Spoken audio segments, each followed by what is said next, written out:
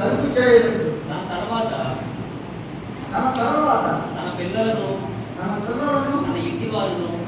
ఇంటి వారును నీతి న్యాయములు జరిగించుచు యెహోవా మార్గమును గైకొనుటకు అతడు వారికి ఆజ్ఞాపించినట్లు నేను అతన్ని ఎరిగి ఉన్నాను అన్నాడు. చూడాలా ఈ మాట మనం ధ్యానం చేయాలి, జ్ఞాపకం చేసుకుంటాం. అబ్రహాము గురించి దేవుడు ఏం రాశాడంటే, నేను అబ్రహాముని ఎరిగి ఉన్నాను అన్నాడు. ఇక్కడ అమ్మా అమ్మా ఎట్టేగాడట, దేవుడిగా ఎదుగుతాడట. తన తర్వాత నీతి న్యాయములు జరిగిస్తూ యెహోవా మార్గమును గైకొనుటకు అతడు వారికి ఆజ్ఞాపించినట్లు నేను అతన్ని ఎవరికి నీతి న్యాయాలు నేర్పించేది? తన పిల్లలను తన ఇంటి వారి ఎవరినంట తన పిల్లలను తన ఇంటి వారి.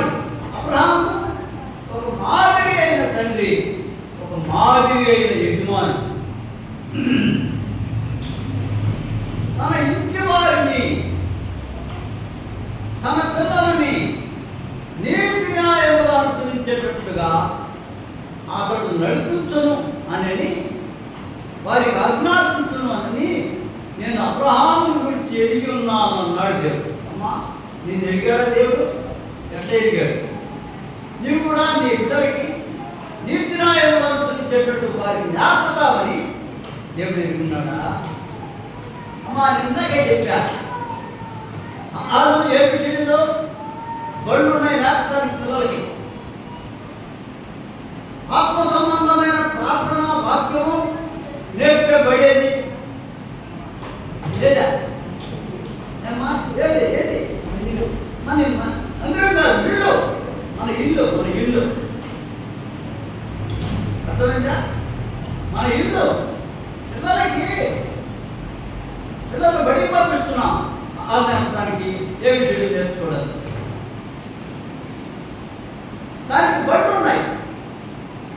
దేవుని వాక్యం నేర్చుకోవడానికి, ప్రార్థన నేర్చుకోవడానికి మందిరం కంటే ముందు మన ఇళ్ళు ఉన్నాయి. మన క్రైస్తవ కుటుంబాలే వాళ్ళకి పాఠశాల, ఆధ్యాత్మిక పాఠశాల. అందుకని మన క్రైస్తవ కుటుంబాల్లో మన పిల్లలకు మనం నేర్పవలసిన వారుగా ఉన్నాం. ఏం నేర్పుతున్నాం అంటే సినిమా చూసుకయ్యా, పాటలు పెట్టుకయ్యా, టీవీలు సెల్ ఫోన్ చూసుకుంటూ ఉండయ్యా. దేవుని వాడికి సెల్ ఫోన్ చూసుకుంటూ ఉంటారు. ఏమమ్మా సెల్ ఫోన్ చూసుకుంటా ఇక రేపు ఉండదు. అటు తిరిగేది సెల్ ఫోన్ చూసుకుంటా ఉండేది. సెల్ ఫోన్ చూసుకుంటా పిల్లరా ఆలోచన చేయి. ఎలాగా మన కుటుంబాలను నడుపుకుంటున్నాము? అబ్రహాము గురించి దేవుడు ఏమికున్నాడంటే నీతి న్యాయములు జరిగించినట్టు అలాగా అతడు నేర్పుతాడని, అబ్రహాము గురించి తన పిల్లలకు తన ఇంటి వారికి నేర్పుతాడని నేను అతన్ని ఎరిగి ఉన్నాను అన్నాడు. దేవుడు మన ఎరుగున్నాడా? అట్లా ఎరుగున్నాడమ్మా. అమ్మా ఏలి కుటుంబం ఒకటి ఉంది. ఏలి కుటుంబం ఆయన యాజకుడే. ఏలి కుటుంబం యాజకుడు, ఆయన యాజకుడు. సమయాల కాలంలో మీకు తెలుసు. ఆ ఏలి కుమారుడు ఇద్దరున్నారు. వాళ్ళిద్దరు పేరు ఒప్పినే తినేవాడు. వాడు ఎలాంటి దుర్మార్గుడు, యాజకత్వాన్ని చేస్తున్నారు. మళ్ళా ఏం చేస్తున్నారు? దేవుని మందిరంలో యాజకత్వం చేస్తున్నారు. యాజకత్వాన్ని చేస్తూ పాపం చేస్తున్నారు. దేవుని మందిరాలు వస్తున్న స్త్రీలతో పాపం చేస్తున్నారు. దుర్మార్గులు, భక్తులు. దేవుడు చూచి వాళ్ళని నాశనం చేస్తాను. తిరువారు చెప్పులు గింగురు అన్నట్లుగా వేరే కుటుంబానికి శాపం రాబోతుంది సమయోధ ద్వారా దేవుడిపై. అంటే వాళ్ళు చేసేవాడే కానీ, ఒక యాజకుడు కుమారులే కానీ దైవభక్తి లేని వారు, దుర్మార్గులు, వ్యభిచారులు. మళ్ళా దేవుని మందిరంలోకి యాజకత్వం చేసేటువంటి ఆ పని ఆ పాత్రలో పట్టుకు వస్తున్నారు దొంగలు. అందుకని దేవుడు ఆ ఒక్కడే విదేహాసుని హతమార్చి చంపేశాడు. అర్థమైందా? వాళ్ళ కాలంలోనే మనసు పట్టబడిపోయింది. ఇశ్రాయేలులో ఉన్న దేవుని మహిమ వెళ్ళిపోయింది. అమ్మా, నీ జీవితంలో నువ్వు అవిధేయరాజమైతే సంఘంలో ఉన్న మహిమ కూడా వెళ్ళిపోదు.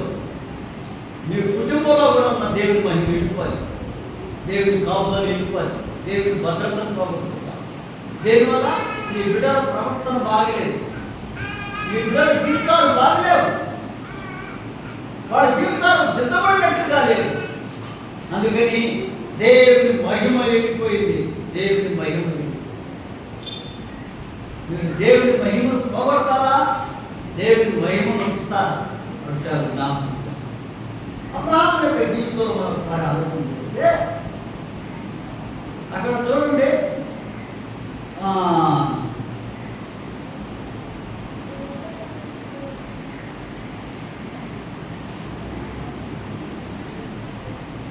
పదిహేడో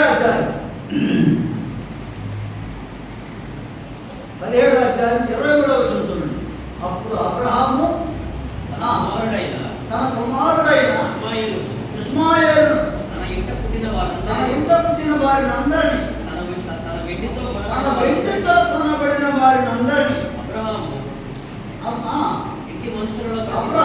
ఇంటి మనుషుల్లో ప్రతి వారిని పట్టుకొని దేవుడు తనతో చెప్పిన ప్రకారం ఆదరణందే వారి గోప్యాంగ చర్మమును సున్నతి చేసెను. అమ్మా, ఇంటిలో ఎవ్వడు మిగల తన ఇంట పుట్టిన వారిని, వెండితో కొనబడిన వారిని, ఇంటి మనుషుల్ని అందరినీ పట్టుకొని దేవుడు తనతో చెప్పిన ప్రకారంగా ఒకే ఒక్క దినాన సున్నతి చేశాడు. ఏం చేశాడా? సున్నతి చేశాడు. సున్నతి చేయబడటం రక్షించబడటానికి సాధ్యం. దేవుని ఆజ్ఞ అన్నాడు అబ్రహాము, నీ ఇంట పుట్టిన వాడు, ఇంటితో కొనబడిన వాడు ఎవడైనా సరే అందరి గోప్యాంగ చర్మము సున్నతి చేయబడాలి. అలా సున్నతి చేయబడిన వాడు ఎవడో ఇశ్రాయేలు నుంచి కొట్టివేయబడ్డాడు.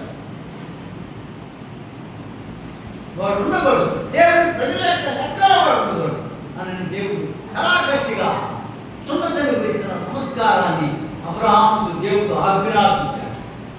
ఆ ప్రకారంగా అబ్రహాము అతని ఇంటిలో ఉన్న వాళ్ళందరూ కూడా సున్నతి చేయబడిన వారే. అమ్మా, ఒక సంగతి మనం ఆలోచన చేయాలి.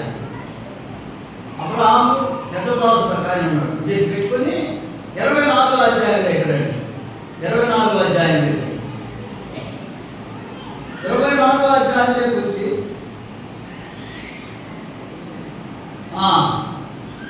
11వ వచనం చదువుతారయ్యా. సాయంకాలం ముందు స్త్రీలు నీళ్లు చేరుకొని వచ్చి ఆ ఊరి బయటలో ఉన్న నేల బాబు యొక్క తన గుండెలను మోకరింపజేసి తనని ఏమన్నా, మా యజమానులకు అబ్రహాము దేవుడు వైద్య బాబా, నేను వచ్చిన కార్యమును తనలో సఫలము చేసి ఆ యజమానులకు అబ్రహాము మీద అనుగ్రహము చూపము. ఏమంటున్నాడు?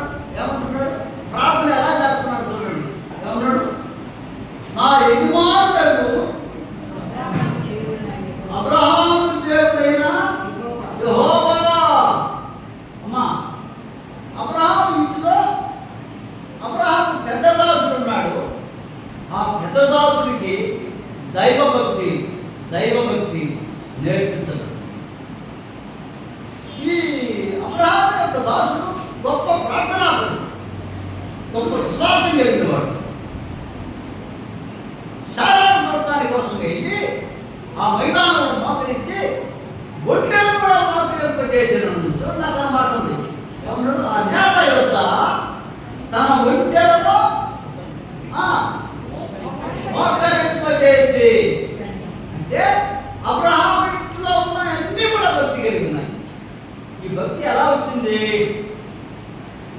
ఈ భక్తి ఎలా వచ్చింది? అబ్రహాము దాసుడు ఎలా ప్రార్థన చేసిందంటే, నా యజమానులకు అబ్రహాము దేవుడైన యెహోవా. ఎవరు దేవుడు ఆయన? ఎవరు దేవుడు? ఎవరు దేవుడు? అబ్రహాము దేవుడు. అబ్రహాము దాసుడు ప్రార్థన చేస్తున్నాడు. అబ్రహాము దాసుడు, అబ్రహాము నా యజమానులకు అబ్రహాము దేవుడైన యెహోవా. అబ్రహాము దేవుడు. అబ్రహాములో వాళ్ళందరికీ దేవుడు. అయితే ప్రార్థన చేసేటప్పుడు అబ్రహాము పేరు పెట్టి ప్రార్థన చేస్తుంది. ఎలియాజరు ప్రార్థన చేసేటప్పుడు నా దేవా యెహోవా అన్నా ఏమంటున్నాడు? నా యజమానులకు అబ్రహాము దేవుడు అయిన యెహోవా. ఈ భక్తి ఎలాగింది? దాసుడు కూడా అయింది. అబ్రహాము ఎంత గొప్ప ప్రార్థనాపరుడు, ఎంత గొప్ప విశ్వాసం కలిగిన వాడు. అదే విశ్వాసము, అదే భక్తి, అదే పరిశుద్ధత, అదే నీతి అబ్రహాం కనివాడు గొప్పడు. అబ్రహాం దాసుడు దగ్గడు. అందుకని అబ్రహాం నా యజమానైన అబ్రహాం దేవుడు అయిన యెహోవా అని ప్రార్థన చేస్తున్నారా? ఒకసారి ఆలోచన చేయండి. మనలో ఉన్న భక్తి మన బిడ్డల్లోకి వచ్చిందా?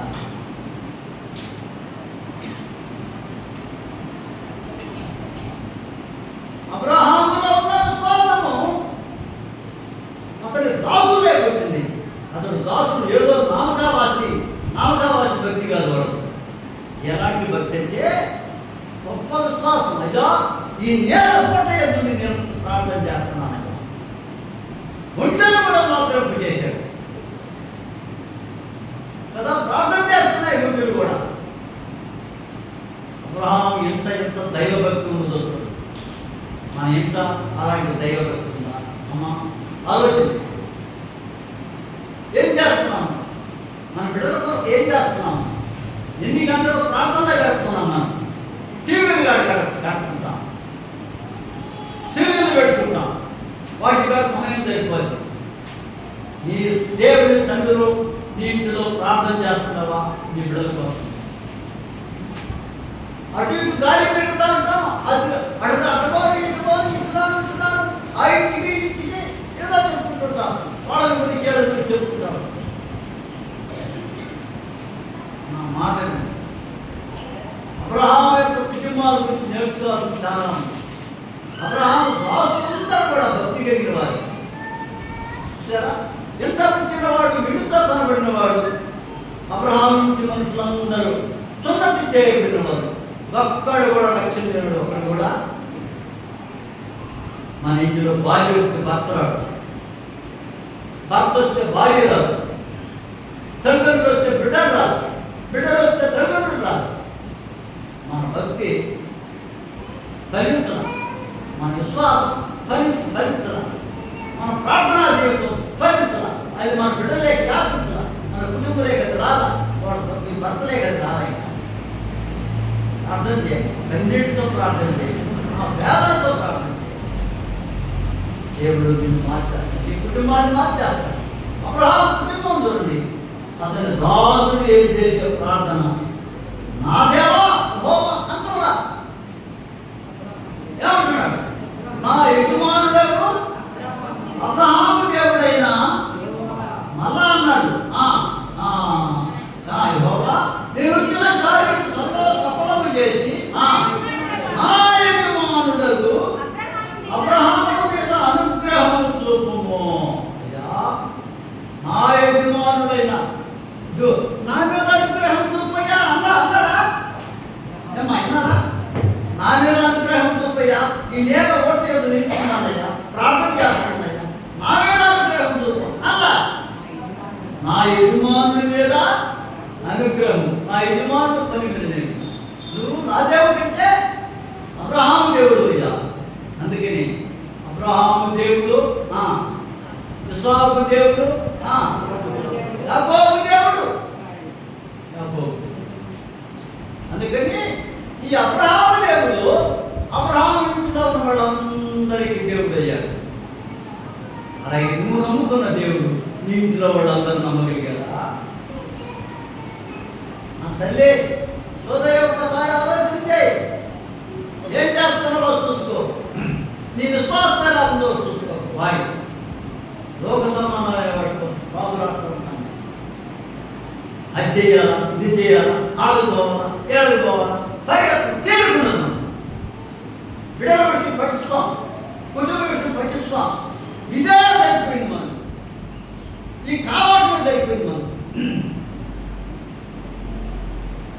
దేవుని సన్నిధానంలో భక్తితో కుటుంబాన్ని నడిపించుకోవాలి, బిడ్డలను నడిపించుకోవాలా, భార్యను నడిపించాలా, భర్తను నడిపించాలా అన్నది లేదేవో తల్లి నా మాట ఈ వాక్యం విన్నానయ్యా. అబ్రహాము లాగా నా కుటుంబం కూడా ఉండాలి. ప్రార్థన చేస్తున్నాను నైనా, నేను చాతగా పడినయ్యా, నేనేం చేయలేదు ప్రభా, నేను మార్చలేదయ్యా, నువ్వు మార్చగలవయ్యా. ప్రార్థన చేస్తున్నాను, సహాయం చేయలేదు. కుండ బద్దలు పెట్టినట్లుగా కన్నీటితో ప్రభు పాదాలు పట్టుకుని ఏడ్చి ప్రార్థన చేయి. దేవుడిని ప్రార్థన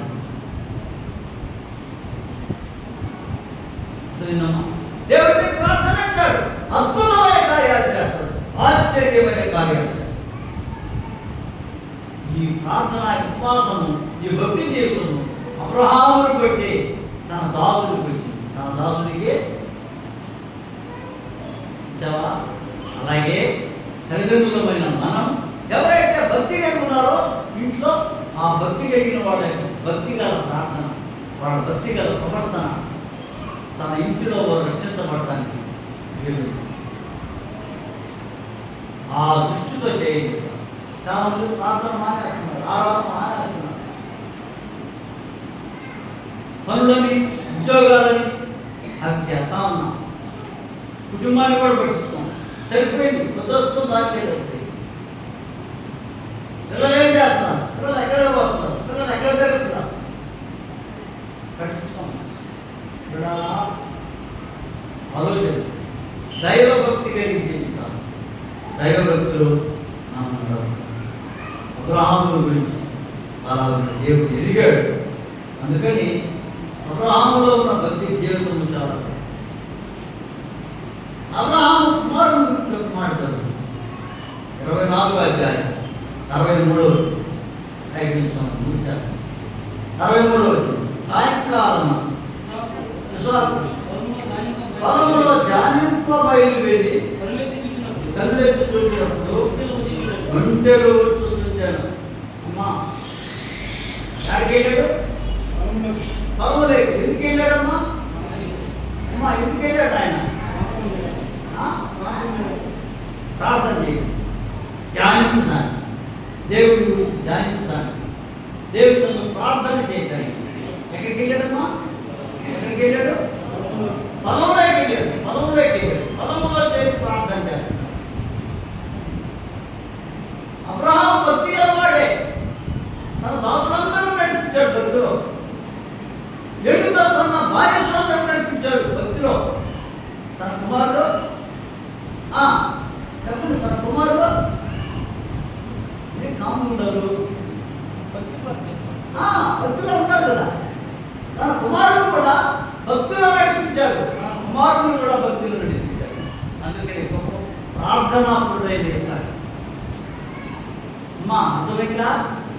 అబ్రహాము కుమారుడు తన ఇంటిని పట్టించుకోవట్లా. చాలా మంది తల్లిదండ్రులు భక్తిగా ఉంటారు, తన బిడ్డను పట్టుకోతారు, ఇంటిని పట్టుకోరు. కానీ అబ్రహాము అలా కాదు, తన కుమారుడు కూడా భక్తిగా వాడు. వివాహం అయిందా కాలేదా? ఏమ్మా చాలా వివాహం కాకముందే యవనస్తుడిగా ఉండగానే అతడు భక్తి గలవాడుగా ఉన్నాడు. భక్తి గలవాడుగా ఈ అబ్రహాం పుట్టుకుంటుందా విశ్వాసం కూడా ప్రార్థనా జీవితం కలిగిన వాడే ఉన్నాడు. అతను ప్రార్థించేవాడు. మా బిడ్డలు మీరు కూడా ప్రార్థన చేసే బిడ్డలుగా ఉండాలన్నమాట. తర్వాత అబ్రహాము భక్తి గలవాడు కదా. అబ్రహాము కుటుంబంలో ఒక శోధన ప్రారంభమైంది. ఆదాము కుటుంబంలో ఒక శోధకుడు, ఒకడు సాతాను సంబంధి వేశాడు. ఎవడాడు? ఆదాము కుటుంబం. ఎవడాడు? కయ్యను. కయ్యను దుష్టుని చేతనింపబడు. వాడు దుష్టికి సంబంధం లేదు. ఆదాము కుటుంబం పాడైపోయింది. ఆదాము కుటుంబం పాడైపోయింది. అబ్రహాం కుటుంబంలో కూడా ఒక సాధారణ సంబంధమైన శోధన బయలుదేరింది. అబ్రహాం కుటుంబంలో కూడా ఒక శోధన. చూడండి 21వ అధ్యాయం. 21వ అధ్యాయం.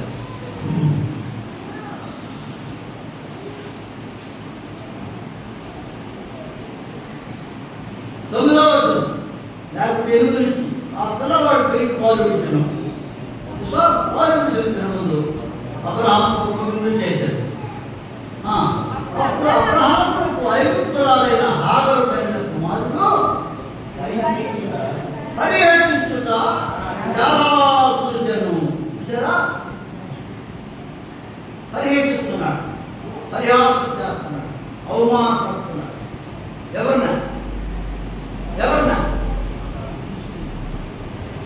వాగ్దానపుత్రుడిని. ఎవరినా? వాగ్దానపుత్రుడు. ఇస్మాయిలు వాగ్దానపుత్రుడు కాదు, దాసీ కుమారుడు. ఈ దాసీ కుమారుడు ఇసాకు పాలిడవగానే ఈ ఇస్మాయిల్కి ఇంచుమించుగా 13-14 సంవత్సరాల వయసు ఉంటుంది. ఆ చిన్నవాడు నాటుకుంటుందా? పాలు విడిసే సమయంలో 3 ఏళ్ళతో 4 ఏళ్ళతో పోటాడేస్తారు. ఆ సమయంలో ఆ పిల్లవాడిని నా తమ్ముడా అని చెప్పి శాఖ తీసుకొని అతన్ని ముద్దాడి కదా, నా తమ్ముడా అని కవిత్వాడు ఏం చేస్తున్నాడా? చెప్పనమ్మా, ఏం చేస్తున్నాడో? పరిహాసము చేస్తున్నాడు. ఏం చేస్తున్నాడు? పరిహాసము చేస్తున్నాడు. మన కుటుంబాలకు కూడా స్వాతంత్రం వస్తాయి. మన కుటుంబాల్లో కూడా స్వాతంత్రం జరుగుతాయి. అయితే అబ్రహాం వెంటనే చాలా ఏమన్నదో తెలుసా? అక్కడ ఏమన్నది? పదవచ్చు. ఈ దాసిని దీని కుమారుడిని వెళ్ళగొట్టము. ఈ దాసి కుమారుడు నా కుమారుడి విశ్వాసంతో వారం చేయుడని అబ్రహాముతో అనిను.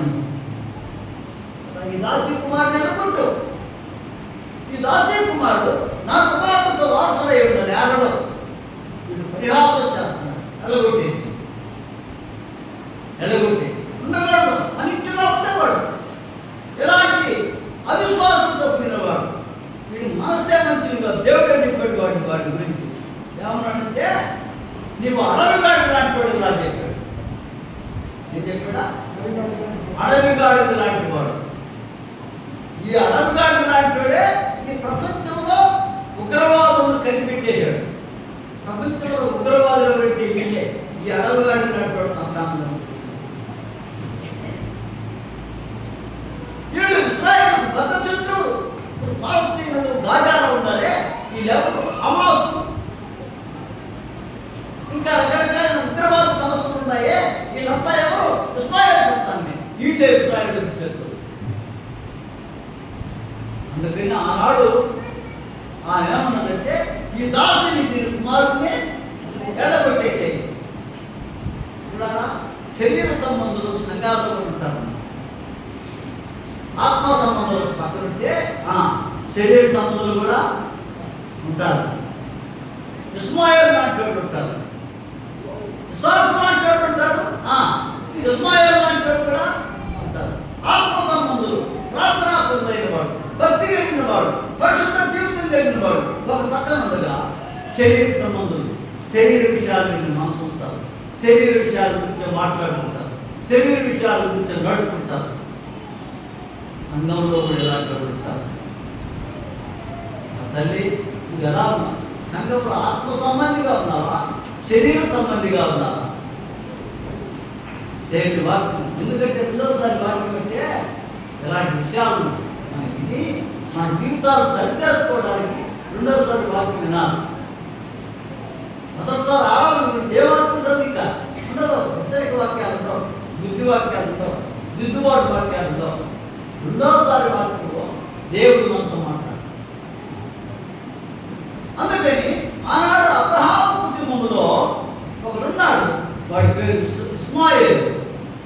ఇస్మాయిల్ శరీర సంబంధం. ఎలా అంటున్నా? శరీర ఆత్మ సంబంధి అయిన వాగ్దానం బట్టి పుట్టిన కుమారుడైన ఇస్సాకుని పరిహాసము చేసేవాడు. ఎవరు పరిహాసము చేసేవాడు? అందుకని ఈ దాసుని దీని కుమారుని వెళ్ళగొట్టము. ఈ దాసుని దీని కుమారుని వెళ్ళగొట్టు. శరీర సంబంధమైన కార్యాలను సిలువేశారు. క్రీస్తు యేసు సంబంధులు శరీరము దాని ఇచ్చాలతో కూడా సిలువ అని గలతీ పత్రికలో ఉంది. 3:20 4:20 గలతీ పత్రిక ఆ మాట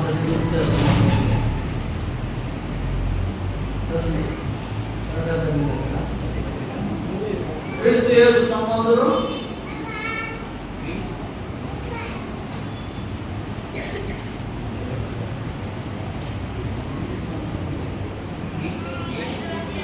ఐదో అధ్యాయం చదవను. ఐదో అధ్యాయం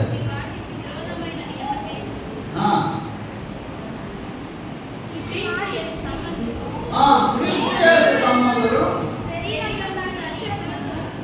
శరీరమును దాని ఇచ్చలతో సిలువ వేసి ఉన్నారు. క్రీస్తు యేసు సంబంధులు క్రీస్తు యేసు సంబంధులు శరీరమును దాని ఇచ్చలతో కూడా సిలువ వేసి ఉన్నారు. క్రీస్తు యేసు సంబంధం 24 కదా. క్రీస్తు యేసు సంబంధులు శరీరము దాని ఇత్తలతోనూ దురాశలతోనూ సిలువ వేసి ఉన్నారు.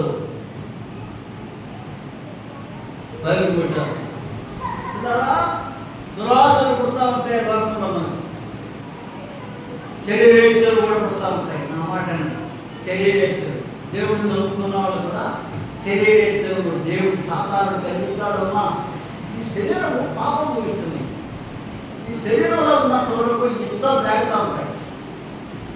శరీర సంబంధమైన యుద్ధం, శరీర సంబంధమైన కోరిక, శరీర సంబంధమైన ఆలోచనలు లేకపోతా ఉంటాయి. వాటిని ఏం చేయాలంటే చులివేశారు, చంపేయాలి. ఏం చేయాలి? చులివేటువంటి ఏమని అర్థమా? చంపేశారు. ఆ శరీర కోరికలను చంపేయాలి, శరీర ఇచ్చాలను చంపేయాలి. చాలా చెప్పింది. ఈ దాసుని దీని కుమారుడినే ఎల్లగొట్టేయాలి. వాటిని పరిగెస్తున్నాము. మన శరీరంలో కలిగినటువంటి ఆలోచనని పరిగెస్తున్నాము. ఆ పొదిగి పిల్లలు పెట్టాయి కదా. వాటిని పరిగెడు శరీర సంబంధం ఆలోచన ఇచ్చిందా ఇటు చెప్పాలి దేవుడికి. అయ్యా చూడున్నాయన సాధారణ దుష్టాలోచన పెట్టాడు. ఆయన దుష్ట సంబంధమైన చూపులు పుట్టించాడు. దుష్ట సంబంధమైన కోరికలు పుట్టించాడు. దుష్ట సంబంధమైన ఆలోచన పుట్టించాడు. నేను తీసేయాలి. దుష్టుడా, ఈ పాపాన్ని లేకపోతే ఈ కోరికను నేను చేయను అని వెంటనే ఆ దుష్టాలోచనని, ఆ దుష్ట కోరికల్ని నెట్టివేసేవారు, చులివేసేవారు, విసర్జించేవారు. అందుకే క్షణం కూడా విశ్వాసి ఈ శరీరం పక్కన ఆత్మకు పక్కన పోరాడుతూ ఉంటుంది. పోరాటం ఆత్మకు శరీరానికి పోరాటం. ఆత్మేమో దైవ సంబంధంగా జీవించాలని చెప్తుంది. శరీరమేమో శరీర సంబంధంగా జీవించుంది. ఏం తప్పలేదే, ఏముందరే అని శరీర సంబంధమైన కోరికలు మనం గుర్తించి దేవుడికి దూరం చేస్తుంది ఈ శరీరం. అలాంటి కోరిక పుట్టగానే ప్రభువుకి చెప్పాలి, ఆయన ఈ దుష్టాలోచనలు పుట్టింది, దీన్ని చంపేయాలి, దీన్ని పోసేయాలి, దీన్ని తీసే ప్రభు అని ప్రభువుకు సమర్పించుకొని పరిశుద్ధమైన జీవితంతో ఈ లోకంలో మనము జీవించాలి.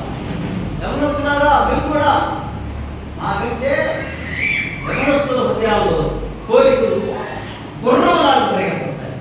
ఎట్లా పరిగెత్తాయా? గుర్రంలాగా ఏకంగా పరిగెత్తాం ఎవరొస్తున్న యొక్క ఆలోచనలు.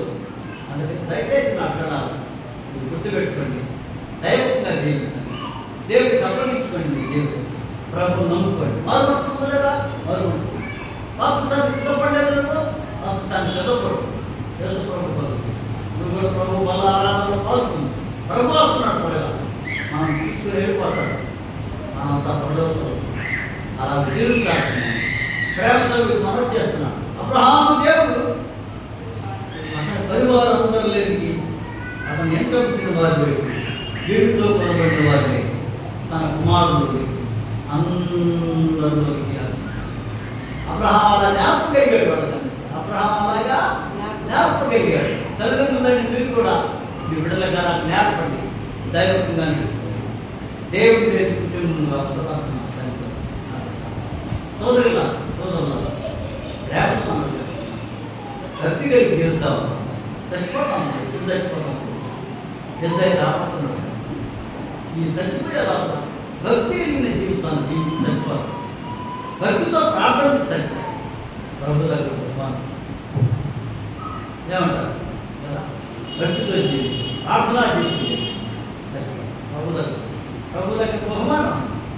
నువ్వు చేసిన ప్రార్థన ఎలాగైతే నీ కన్నీళ్ళని ఆయన తన కవిడులో ఉంచి ఉన్నాడు. ఏడు చెప్తా తన గుడ్డిలో అన్నాడు, తన కవిడులో అన్నాడు. ఏమన్నా తన కవిడికే పుస్తకం. నీ కన్నీళ్ళను ఆయన గుడ్డిలో దాచించాడు.